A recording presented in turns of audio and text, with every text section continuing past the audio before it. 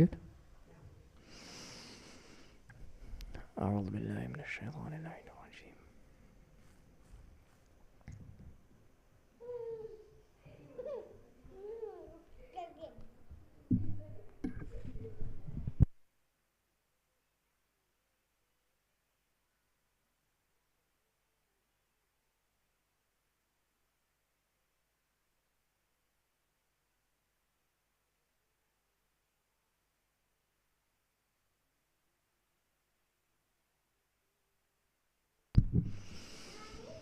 أعوذ بالله من الشيطان اللعين الرجيم. بسم الله الرحمن الرحيم.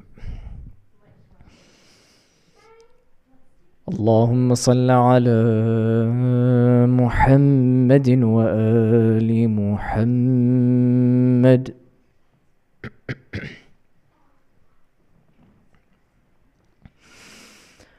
اللهم صل على محمد وآل محمد. بسم الله الرحمن الرحيم.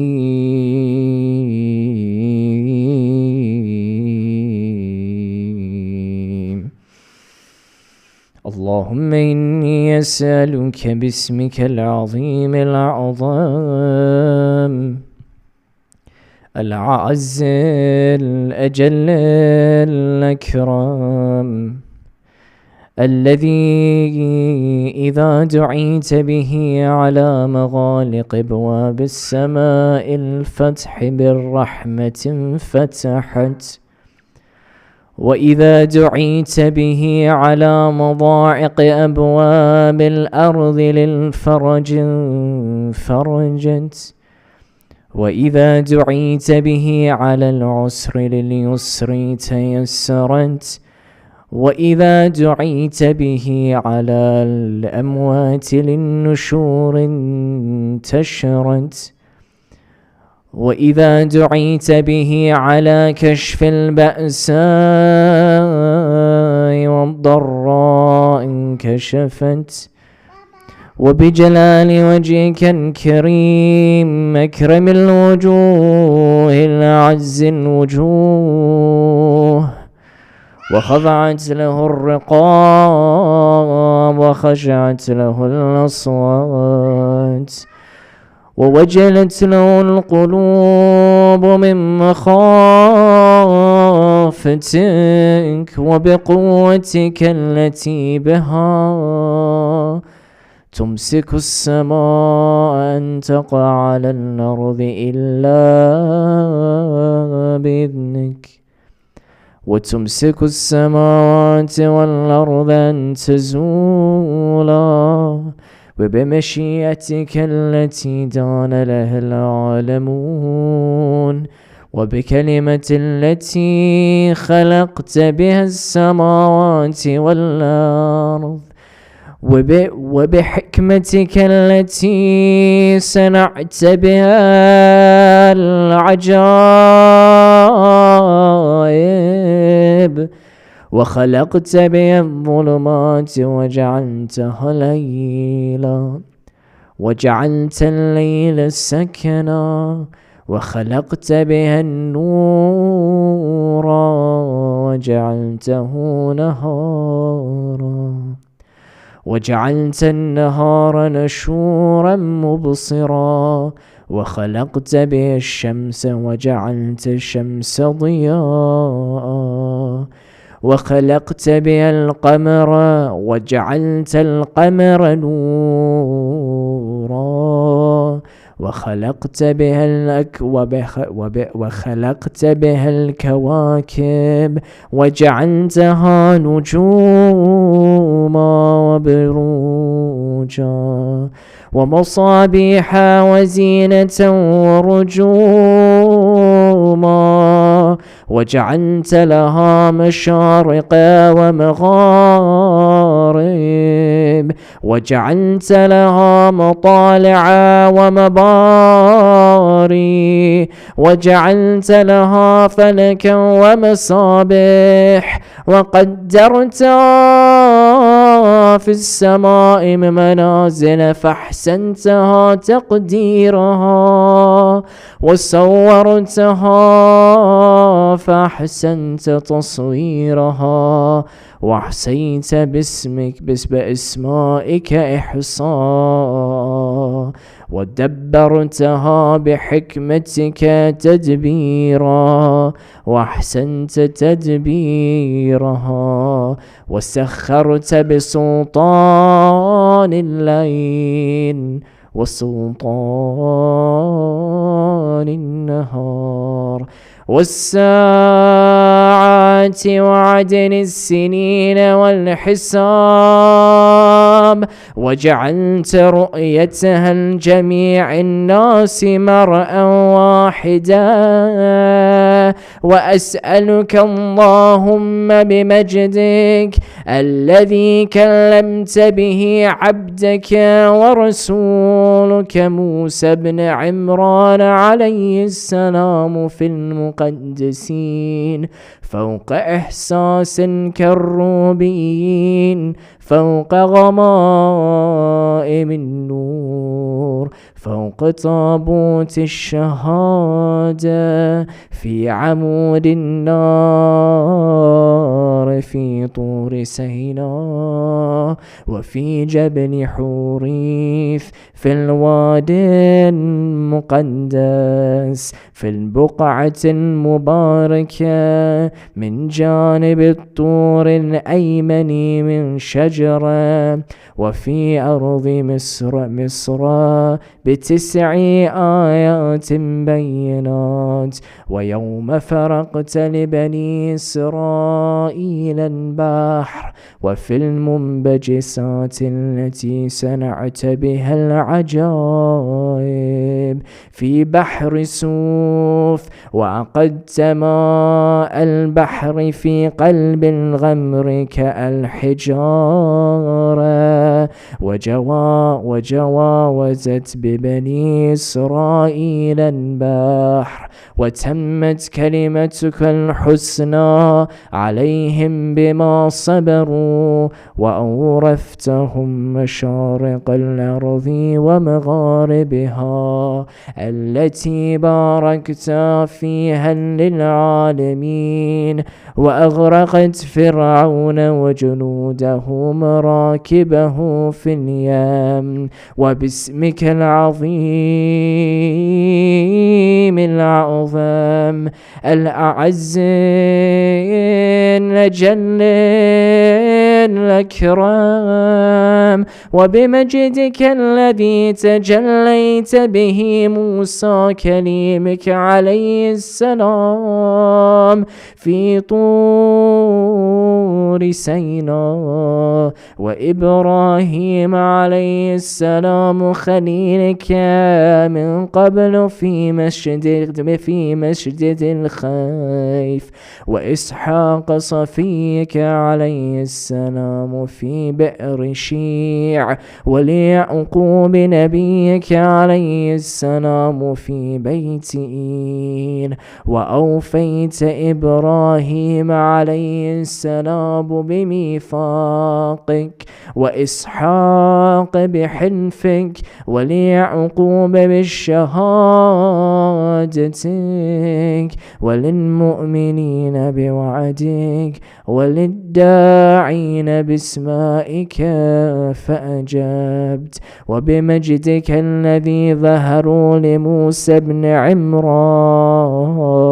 عليه السلام على قبة الرمان، وبآياتك التي وقعت على الأرض مصر بمجد العزة الغلبة، بآيات عزيزة، وبسلطان القوة، وبعزة القدرة، وبالشأن الكلمة التامة، وبكلمتك التي تفضلت بها على أهل السماوات والأرض وأهل الدنيا وأهل الآخرة، وبرحمتك التي مننت بها على جميع خلقك، وباستطاعتك التي أقمت بها على العالمين،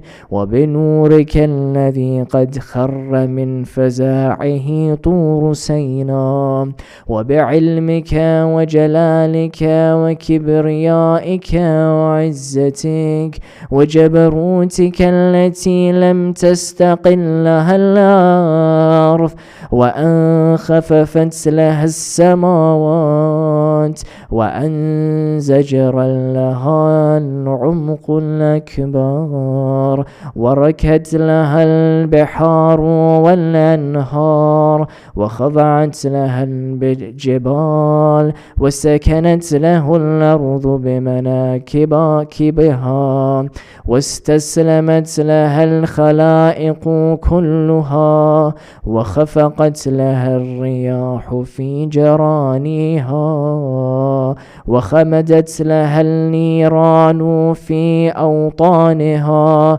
وبسلطانك الذي عرفت لك به الغلبة الدهر الدهور وحمدت به في السماوات والأرضين، وبكلمتك كلمة الصدق التي سبقت لأبينا آدم عليه السلام وذريتهم بالرحمة، وأسألك بكلمتك التي غلبت كل شيء وبنورك وجهك الذي تجليت به للجبل فجعلته دكا وخر موسى صعقا، وبمجدك الذي ظهر على طور سيناء فكلمت به عبدك ورسولك موسى بن عمران وبطلعتك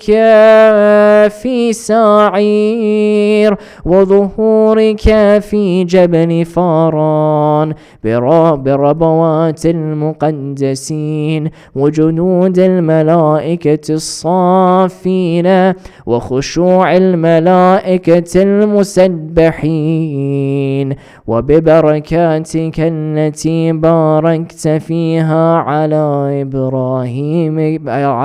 إبراهيم خليلك عليه السلام في أمة محمد صلى الله عليه وآله، وباركت لإسحاق صفيك في أمة عيسى عليهم السلام، وباركت ليعقوب إسرائيلك في أمة موسى عليهم السلام، وباركت لحبيبك محمد صلى الله عليه وآله في عترته وذريته وأمته.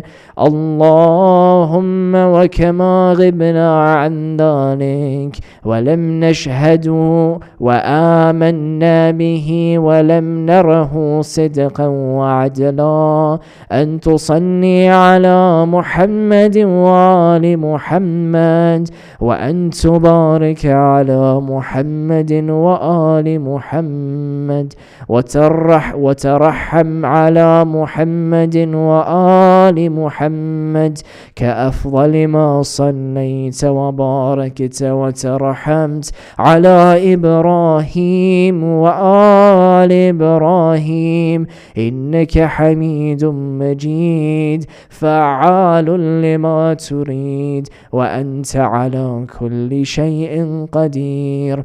اللهم بحق هذا الدعاء، اللهم بحق هذا الدعاء وبحق هذه الأسماء التي لا يعلم تفسيرها ولا يعلم باطنها غيرك. صل على محمد وآل محمد وافعل بي ما أنت أهله ولا تفعل بي ما أنا أهله، واغفر لي من ذنوبي ما تقدم منها وما تأخر، ووسع علي من حلال رزقك، واكفني مؤونة إنسان سوء وجار سوء وقرين سوء وسلطان سوء، إنك على ما تشاء قدير وبكل شيء عليم. آمين رب العالمين. اللهم صل على محمد وآل محمد. رحم الله من قرأ سورة الفاتحة. بسم الله الرحمن الرحيم.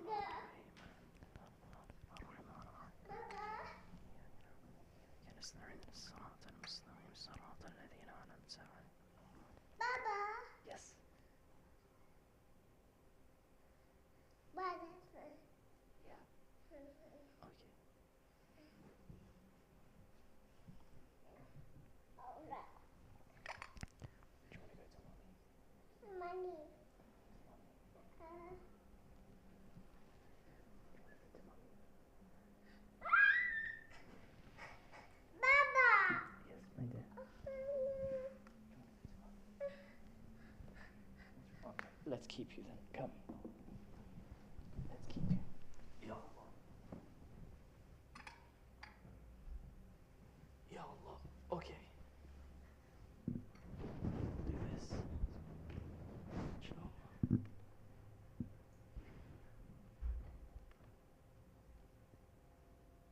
We tell him a lie?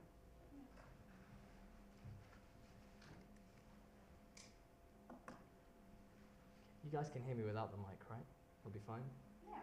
Yeah? Okay, inshallah. Yeah, we'll keep that up, yeah. Thank you. Okay. Either Hussain does the presentation or I do. Apparently it's going to be both of us, so if he screams halfway, hopefully you can be patient. We've changed the topic slightly, because maybe we'll try and get a slightly different gathering arranged for the previous one. But nonetheless, inshallah, this one will be useful for everyone. But inshallah, we begin with the following. A'udhu billahi minash shaitanir rajim. بسم الله الرحمن الرحيم الحمد لله رب العالمين وصلى الله على سيدنا ونبينا محمد وعلى أهل بيته الطيبين الطاهرين اللهم صل على محمد وآل محمد. I know there's not many of us, but it's Al Muhammad and it's a responsibility. So inshallah, أفلح من صلى على محمد وآل محمد. اللهم صل على محمد وآل محمد وعجل فرجه. Okay, quick poll. Hands up. When I think of prayer, I'm not that excited or interested. If at any point this has been pertinent in your life, even if it was today, put your hand up. Yeah? Okay. But mashallah, the youngsters are keen prayers. You know, they're keen musallin. Okay. In reality, this is hit all of us. Right? Probably very, very few individuals in the world that have not had a moment where salah time has come and they've been like, oh, seriously? Already? Especially in winter, when you feel you've just prayed at midday and 4 hours later, exactly, 4 hours later, then you need to pray again. And you're like, really? Already? Or now in summer, you go to sleep at midnight, 2 hours later, Fajr time, and my wife's like, Sadiq, get up. I'm like, seriously? We just got to sleep, you know? So this is something that we struggle with. And we're going to talk about it. Rather than hide away from it, inshallah, we're going to talk about it. And for those of you who know Sheikh Ali Raza Panahian, Agha Ali Raza Panahian, amazing scholar based in Iran, really manages to break down these concepts in a simple way for us to understand. And I try to simplify it a little bit further, but we'll follow part of his works on this. So before we kick off, I just want us to, at the forefront of our heads, remember just how critical salah is. Now this will obviously be a disservice, but some hadith that are given to us about the importance of salah. So we start with this beautiful hadith from Imam Sadiq alayhi salam. Allahumma salli ala Muhammad wa ali Muhammad wa ajil faraj. And we've got a smart crowd, so we'll see if we can remember and even link some of the Urdu with some of the Arabic, so you guys start to remember some of the words. You guys in Urdu use the word hisab, right? If you do hisab with someone, yeah? أول ما يحاسب به العبد على الصلاة فإذا قبلت. And you guys say قبول, right? Cool. So you already got more words than in English. The first thing, أول ما يحاسب, that is evaluated, that is accounted for in a servant is his or her prayers. The first thing. So all this azar that we've done here in our lives, as you guys have grown up here, or back home, all of that martyrdom, all of that crying for Hussaini, critically important. And I'm not saying it's not important, and you guys know me, this is of the utmost importance. However, قال Imam Sadiq alayhi salam, أول ما يحاسب به العبد على الصلاة. The first thing that's going to be evaluated is your salat, not your crying for Imam Hussaini alayhi salam. Crying for Imam Hussaini alayhi salam unlocks your recognition to then see, he fought and died for our salah. So that's the first thing that's going to be checked with us. More worryingly, فَإِذَا قُبِلَتْ قُبِلَ مِنْهُ صَائِرُ عَمَلِهِ. If they're accepted, if that prayer is accepted, then the rest of his or her deeds will be accepted as well. But it goes further. If they're not accepted, وَإِذَا رُدَّتْ عَلَيْهِ رُدَّ عَلَيْهِ الصَّائِرُ عَمَلِ. If they're not accepted, then the rest of his or her other deeds won't be accepted either. Martyr until 2 a.m., 3 a.m., 4 a.m. Give out food. Give all your charity. Kiss the feet of your parents. So on and so forth. If your salah is not accepted, the rest of it's not accepted. We're not speaking emotionally here. We're speaking from the words of Muhammad sallallahu alayhi wa sallam. And just like the Holy Prophet, the Quran says, وَمَا يَنْتُقُ عَنِ الْهَوَى, he doesn't speak out of desire. إِلَّا وَحْيٌ يُوحَى, it's nothing but revelation. The same applies to Muhammad sallallahu alayhi wa sallam. So when he's saying your prayer is the first thing that's accounted for, woof, top. Yeah, exactly. Exactly. Funny enough, he usually does that to replicate a dog. So he thinks I sound like a dog when I say that. Thank you, Hussein. Okay? When something was hard for the Holy Prophet, he took refuge in praying. The place of the ritual prayer in religion is like the place of the head to the body. Wherever your head goes, your body follows. Wherever your salah goes, if your salah is going down the pan, every other part of your amal is going. If your salah is making you tremble in front of Allah subhanahu wa ta'ala, then your khidmah for Imam Hussain alayhi salam is going to be of the highest level. The critical and center point of salah, it's clear. This one is scary though. I know, it's super scary. I think it's better to have him actually, it works well. This is from the Holy Prophet. Again, وَمَا يَنْتُقُ عَنِ الْهَوَى, he doesn't speak out of desire. سَلِّمُوا على اليهود والنصارى ولا تسلموا على تارك الصلاة. Say salam to the Jewish and the Christian people, but don't say salam to the people of my nation who don't pray. Look at how intense that is. If you don't pray, you're out. Yeah? Where do you want to go? That's scary. You know when you think about a hadith like that, it's super scary. It's super scary. And it probably sounds... Okay. My word. Okay, you want to go to mum? It's a great advert for having kids. Don't wait. Don't wait. So, thank you so much. Sorry. Say salam to the Jews and the Christians, but don't say salam to those from my nation who don't pray. You know when you sit with some scholars and they want to get a feel for a community, or they want to get a feel for a family, some of the things that they'll ask you is, do they pray? Do they pray on time? And I'm sure some of you have been there. You would go to a community, salah time comes, and you feel almost uneasy to say, can I go pray? Oh, it's salah time. get going, There's no two ways about it. Anyway, we obviously know, therefore, salat is of critical importance. But what we said at the beginning was, in reality, we're not all buzzing about it. Time comes, we're not all buzzing about it. So if we want to try and improve the attention span that we have to our prayer, we need to correct how we look at it. Because some of us just see it as, you go to madrasa and they say you need to pray 5 times a day. And I don't know about you, but when the government said a few years ago, you need to have 5 fruit and veg a day, I was not massively inspired by it, and it definitely doesn't happen. I'm sure if they said, you will develop heart disease if you eat like this, it would have been more compelling for me to go and eat fruit and veg. But we were taught as children, rightly or wrongly, whatever, we now need to be adults and graduate our brain a little bit. You need to pray 5 times a day. No ifs, no buts. When it's cold, when it's hot. When you're in the middle of playing a football match, when you're in the middle of revision. Doesn't matter. You need to go and pray. So we need to change the way on how we look at salah, because then we can try and actually pray a good prayer. Because some of us have been brought up with this misconception that if you want to do a good prayer, you need to stand here and be in tears, trembling in front of Allah subhanahu wa ta'ala. And if you don't, you're out. It's not a legitimate prayer. Others have this opposing opinion on the complete other side of the scale, where they're kind of saying, look, go to pray and chat to your God as if he's a friend. Go say hello, go enjoy yourself.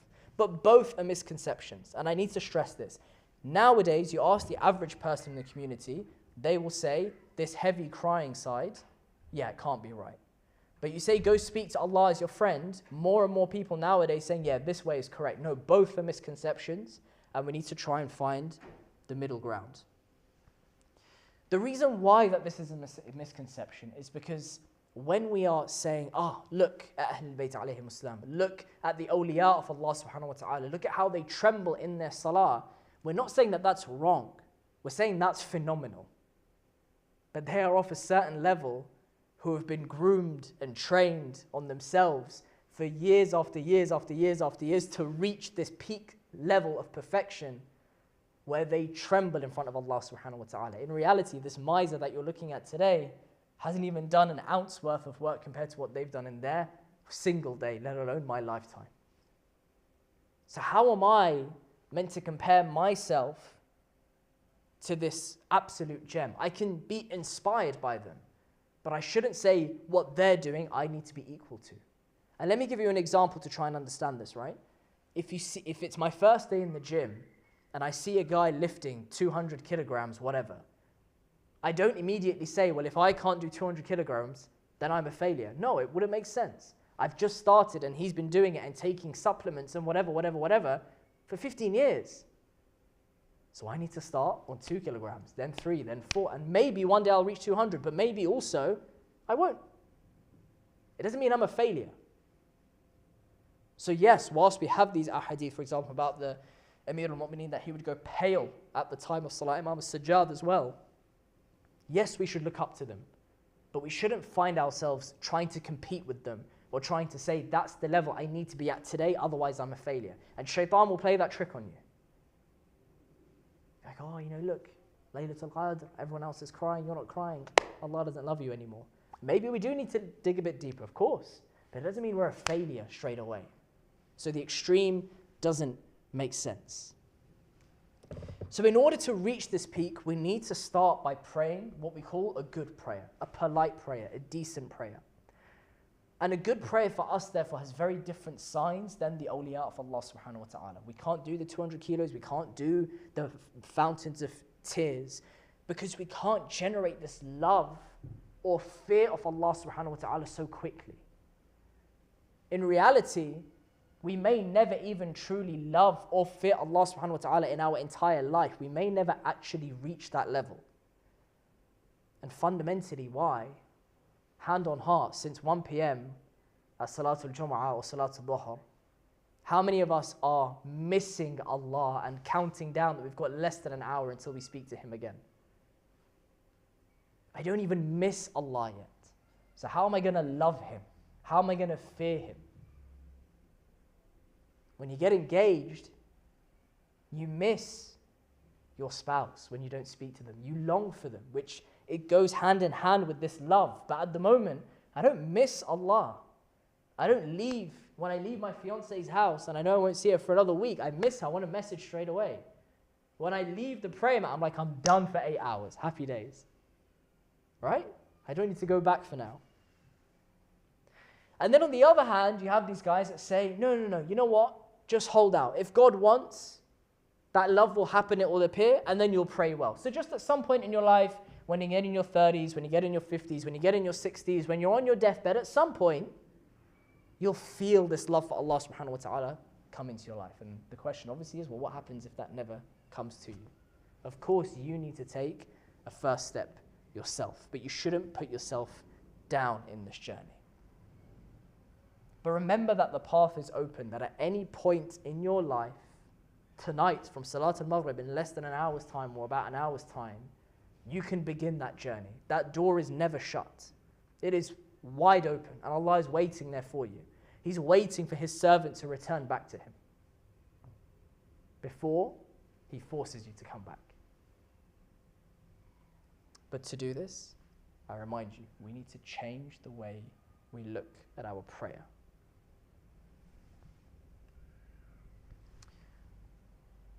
One part that a lot of us don't maybe discuss when it comes to the salah and the way that we see it is that there is a concept called tough love. And we may not talk about it when it comes to our faith. Because in the first instance, you do have to endure some kind of growing period. Again, I'll go back to the relationship between a husband and a wife. Yes, on the outside, according to Instagram, they may look so in love with each other. But trust me, there's arguments, there's debates, there's disagreements, there's there's there's that, all of this stuff. There's kids who make it even more exciting, right? It's not all happy roses. Absolutely not. I think they may want to go home, actually. Do you want the key? No. Sure, okay. It's not just all this rosy time from day one. It doesn't work that way. We're not going to automatically just suddenly one day wake up and be like, I've fallen in love with Allah subhanahu wa ta'ala. This is now such a great relationship. No. And as a result, Allah's saying, look, because this isn't just going to happen suddenly, I'm going to force you to try and speak with me. I'm going to force you every single day to make a conscious, intellectual decision as to whether you're going to take a step towards me or not. You can make the decision though. I've given you the intellect. I've given you the environment. I've given you the way to do it. Your decision. Either you take a step towards me or you don't. But then don't come back to me in 50, 100, 1,000, however many years' time when the Yawm al-Qiyamah comes and say, Ya Allah, you never really gave me the chance. No, I gave you the chance 5 times a day and you actively made the decision not to come towards me on any of those times. And then maybe His adala takes over, which we discussed a few months ago. His justice takes over and then we've got no legs to stand on. So we're commanded to pray and speak with Allah subhanahu wa ta'ala as a result. But yet, if you're commanded to do something, you're not just going to suddenly enjoy it. If you're told to do it, you're not just going to suddenly enjoy it. You need to grow into it. You need to get used to it. You need to go through a growing period. So initially, our focus shouldn't be to try and enjoy prayer. Get that out of your head. And no one in the pulpit from my time of growing up has ever said this so bluntly. Don't try and enjoy your salah initially. Over time, you'll love it. But initially, you're not going to go to the gym and absolutely love getting up at 5 a.m. to lift. No, not a thing. You're not going to initially love to stop having carbs. No way. Right? You're going to miss your fried food. You're going to miss that sleep that you would have at Fajr time. It's going to be a thing. But you force yourself and you grow, and eventually, somehow, you develop this sweetness for what you're doing because you see the results, right? Maybe you feel healthier. Maybe when you now run for the train, you're not gasping for breath in front of everyone that's on there watching you sweating profusely. Instead, you kind of still look relatively elegant as you go on. Maybe you fit in that suit that you otherwise didn't fit in previously. Maybe now, when you walk around the world, you feel secure because you know Allah subhanahu wa ta'ala has everything sorted for you. And that sweetness that you now experience in life, no matter what comes your way, no one can ever take away from you. Like, all this work was leading to this moment. I get it. It was worth the journey. In our mind, we need to stop thinking so selfishly that I'm praying because I need to enjoy it. It's a very selfish way to see things. It's very self-centric.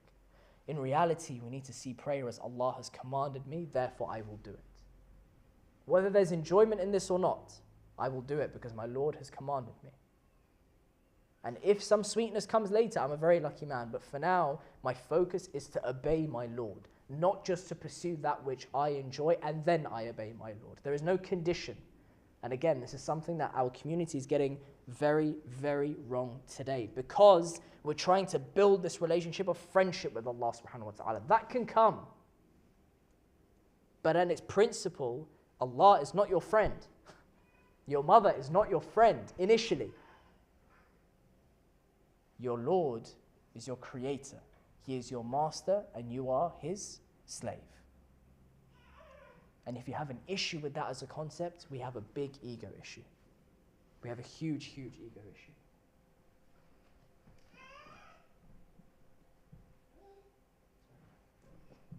And again, this isn't being pushed in today's day and age. What is being pushed instead is a very dangerous side, which is go and be friends with Allah. Go be nicey with Allah. It'll come. But you don't see Imam Ali alayhi salam being chilled when he's in front of his Lord. He's nervous. He's scared. He's anxious because his Lord is so great. So we can't fall into this trap which is currently being spouted so regularly. If Allah subhanahu wa ta'ala wanted this prayer to be from day one, from day one really loving, really caring, He would have made it so easy for us. I always give this example that if Allah wanted it to be something that we really enjoy, it would have been like eating a burger. You don't not enjoy eating a burger, right? Someone puts it on your plate, you're loving it. That's immediate satisfaction. Eating a chocolate, it's immediate satisfaction. But instead, He said, no, when you're in the peak of your sleep, I want you to get up and I want you to fight that blanket. I want you to fight that warmth and I want you to fight that fatigue. That doesn't sound like a Lord that's trying to make something for us initially sweet. That sounds like a Lord who wants us to fight for Him, for our own benefit at the end of the day. Allah doesn't need it from us. Therefore, what we can see is that Allah subhanahu wa ta'ala has created this in a way for us to actually be initially disgruntled with prayer. Initially disgruntled with prayer. And again, the example of the gym pertains. But we're going to look at another example, inshallah, which will show just how dangerous this mindset is, that if you say, oh, pray to Allah subhanahu wa ta'ala only when you're happy, what can happen? So the example that Shaykh bin Nahyan gives is that a man, let's say a father, let's say me with Hussein. So Hussein is like, I don't know, let's say he turns 5, 6, his reasoning starts to kick in. I'm like, okay, I need to embed this concept of prayer into my son. If I take the following approach, most of you would say this is fine. I'm like, listen, Hussein, when you feel you have a deep wish, when you really feel sad, when you really miss something greater, when you really want something, then go to your prayer mat. Most of us would be like, very nice, very sweet. Father's done a good job. So guess what, Hussein? Day one. He's like, okay, Baba said if I wanted something, I go to my prayer mat. Today, I want to go on holiday. So he goes to his prayer mat. He says, Ya Allah, take me on holiday. Day 2, he's like, oh, you know what? I really want a milkshake. Goes to his prayer mat. Day 3, had a tough day at school. Someone pushed him in the playground. He fell off the ball, whatever. He was sad. He went to Allah and said, Ya Allah, I'm sad. Day 4 comes, and I don't see him on the prayer mat. Hussein, what happened? You didn't pray. Yeah, I didn't really need anything.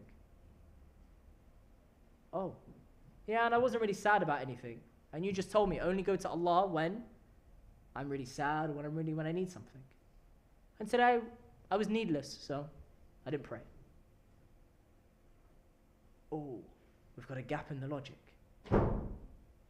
When we start to create the reasoning for praying to Allah subhanahu wa ta'ala solely on the premise of when you need something, it turns into a transaction. A slave with their master does not have a conversation, does not interact in a transactional manner. No, the master commands the slave and the slave obeys. That is the dynamic of the relationship. So now this young child, and inshallah we protect our children from this, for now, then Hussein for the rest of his life says, I will only pray when I need something. Otherwise, I'm good. But this goes against what we learned about Tawheed a few months ago. Because that implies that we're needless. But in reality, our very next breath, our very next movement, our very next heartbeat is completely dependent on Allah subhanahu wa ta'ala. So I absolutely need Allah in every single day of my life, whether I recognize it or not. But regardless, even if I think I don't need Him, He commands me. So don't follow or don't pursue the enjoyment of prayer. Imam Ali alayhi salam is so clear. He's reported to say, Nahj al-Balagha, hearts are imbued with the power to advance and retreat. Some days you're in a good space. Very spiritual. It's all happening for you. Shahr Ramadan in your peak, for example. Shawwal, Dhul Qa'dah, Dhul Hajj comes. We're plummeting. Our hearts are now in a slightly worse place than when they were in the peak of Shahr Ramadan. We're not praying as well as we used to back in Shahr Ramadan. But then Imam Hussain comes in Muharram and we peak again for 10 days. And we sustain it, Muharram to Arba'een, to the end of Safar, the Shahadas of our Holy Prophet. And then we start with the celebration of Rasulullah and the birth of Sayyidina Zahra. And we're like, oh, we're in a good place. But then there's a bit of a lull again and we go down. If you pursue the enjoyment or the lamentation in your prayer, we're going to fall. And if it was compulsory for us to cry in our prayer, to tremble in our prayer, then we would not be ordered to pray whenever and regardless of our feeling.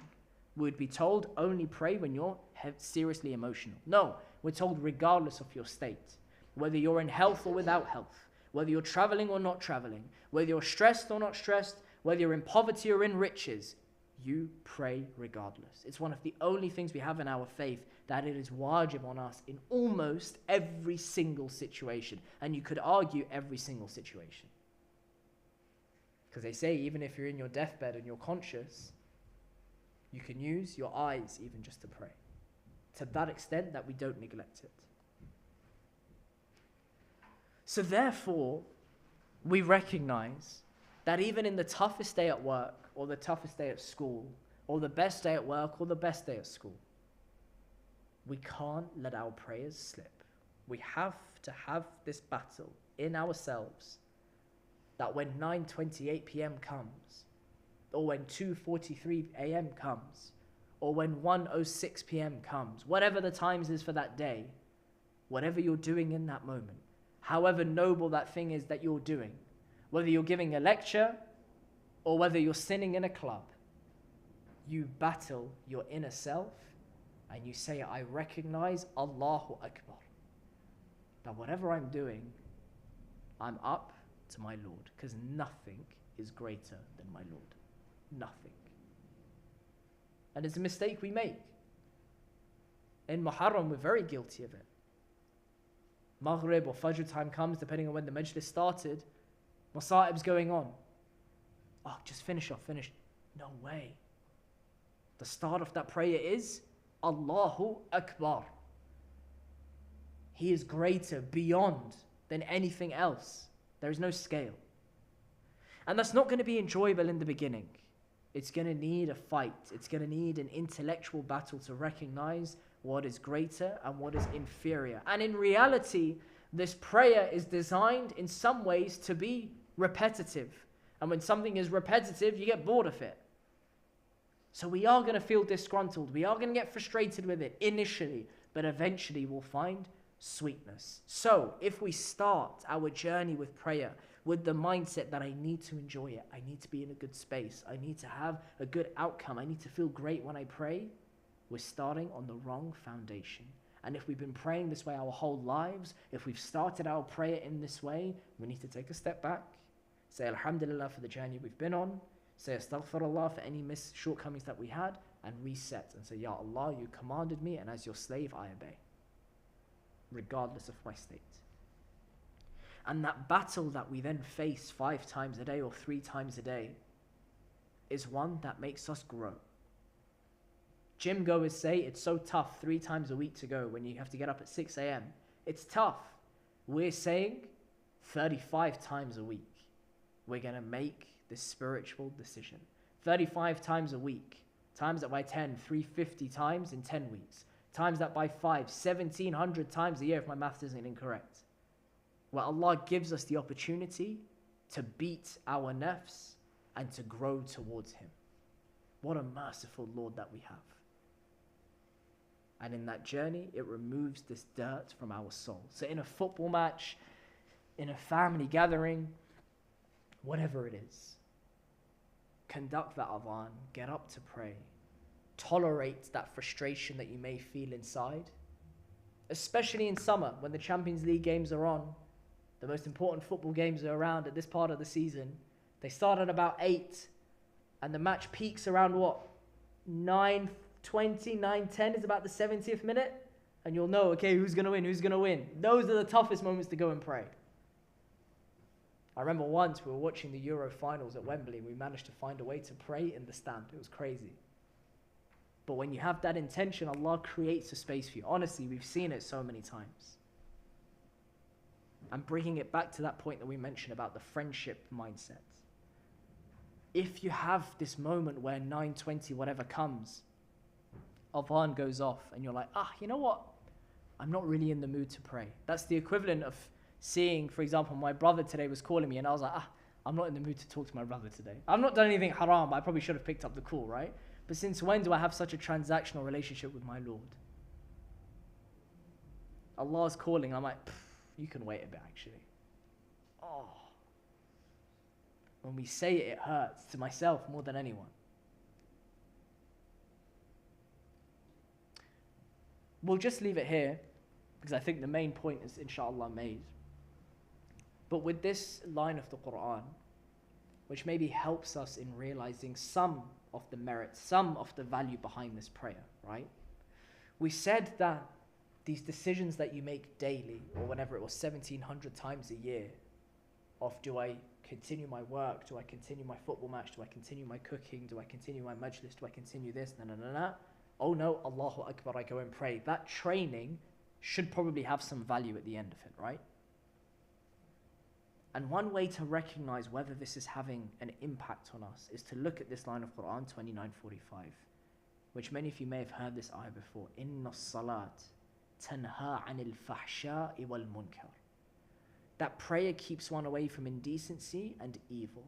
So if you want to see whether your prayer is hitting you on the mark, if it's helping you, if it's doing the job that it should be, just check. Am I keeping myself away from indecency and evil? And here's one line of logic to try and understand how this works. If I am in a majlis of Imam Hussaini alayhi salam, 9:20 whatever comes, salat time comes, and I'm able to recognize between an amazing thing in the majlis of Imam Hussain and something greater, Allah subhanahu wa ta'ala.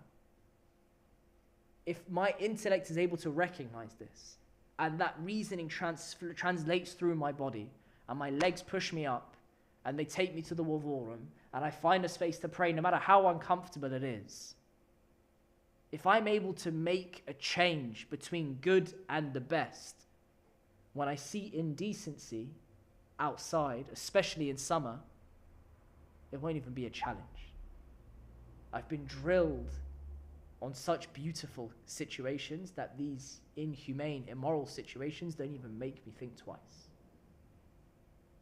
And I always like to give this example, right? Some parents, and I see it because now we're experiencing it even at such a young age, but some parents will be like, oh, you know what, I'll just let my kids just, enjoy themselves, and if they want to speak to them, or if they want to hang around there, if they want to do this, it's fine, just let them. It's not haram, it's not haram, it's not haram. Fine, you're not wrong, it's not haram, it's not haram, it's not haram.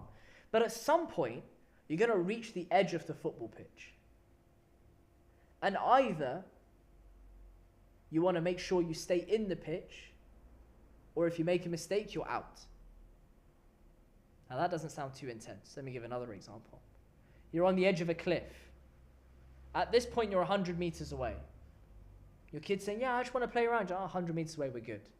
90 meters away, yeah, continue. 80 meters away, continue. 70 meters, 10 meters, 5 meters, 2 meters.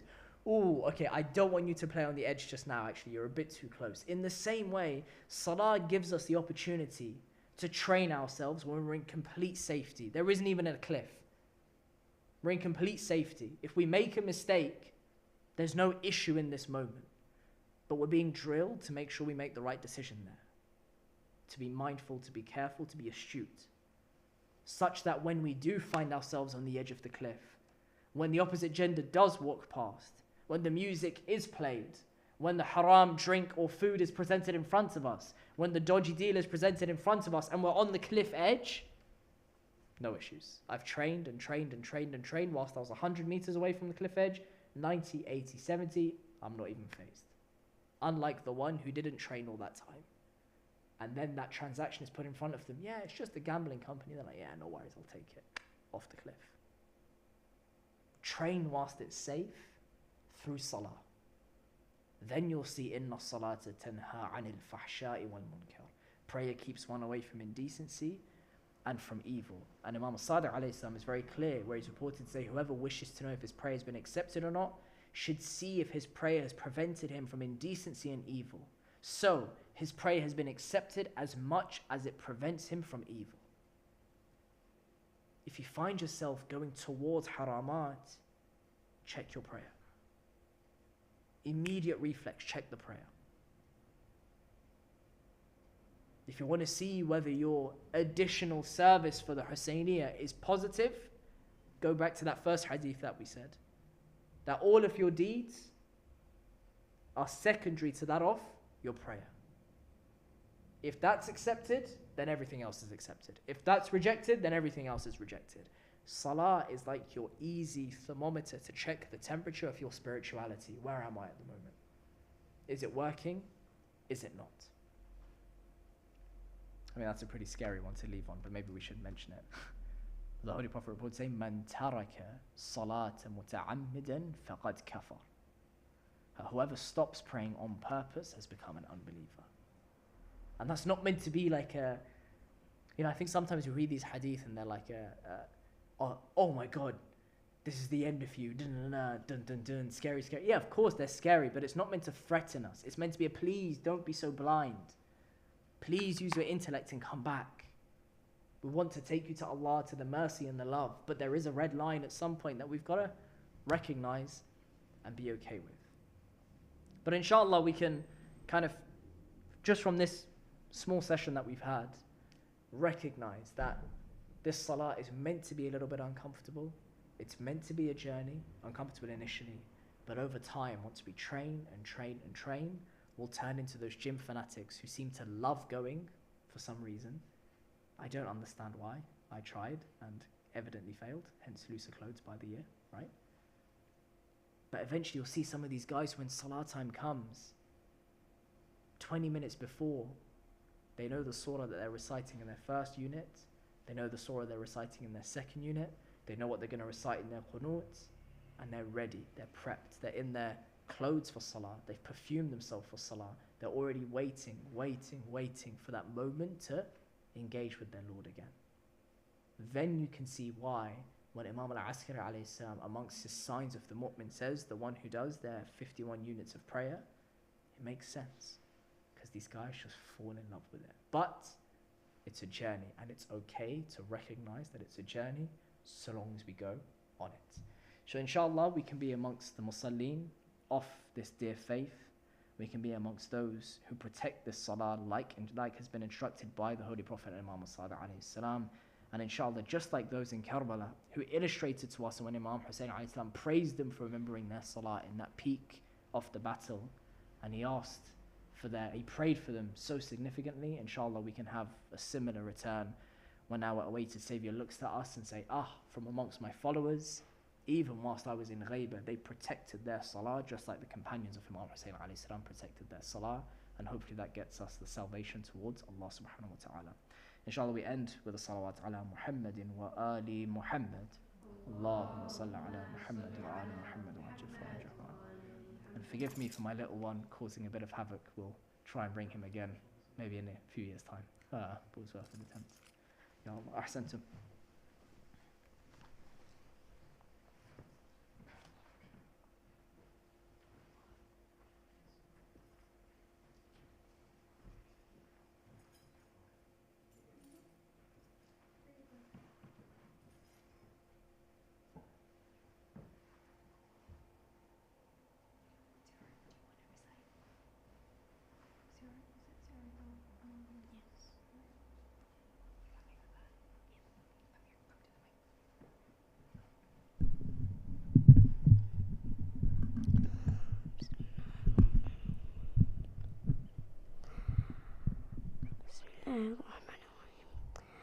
السلام عليك يا حجة الله في أرضه، السلام عليك يا عين الله في خلقه، السلام عليك يا نور الله الذي يهتدي به المهتدون ويفرج به عن المؤمنين. السلام عليك أيها المهذب الخائف، السلام عليك أيها الولي الناصح، السلام عليك يا سفينة النجاة، السلام عليك يا عين الحياة، السلام عليك صلى الله عليك وعلى آل بيتك الطيبين الطاهرين.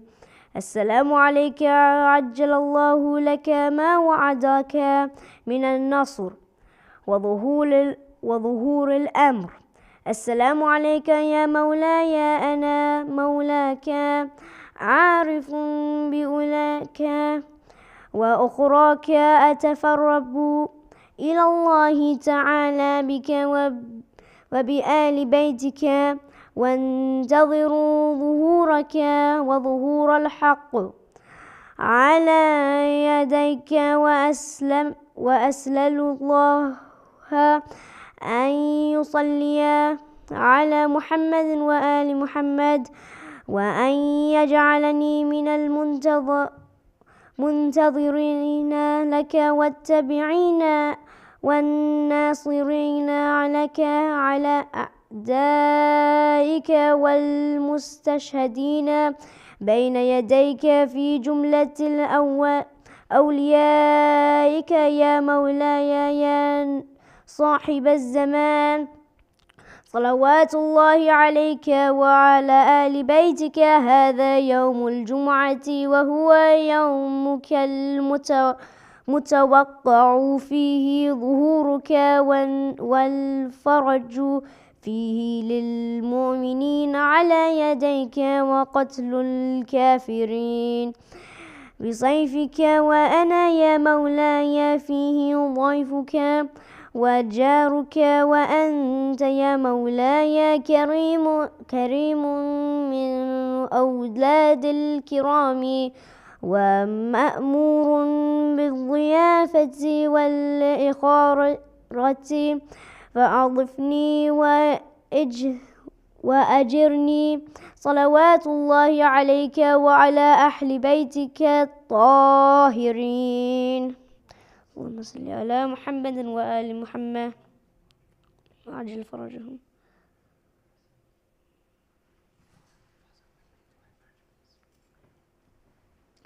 بسم الله الرحمن الرحيم. اللهم كن لوليك الحجة ابن الحسن صلواتك عليه وعلى آبائه في هذه الساعة وفي كل ساعة وليا وحافظا وقائدا وناصرا ودليلا وعينا حتى تسكنه أرضك طوعا وتمتعه فيها طويلا. اللهم صل على محمد وآل محمد وعجل فرجهم.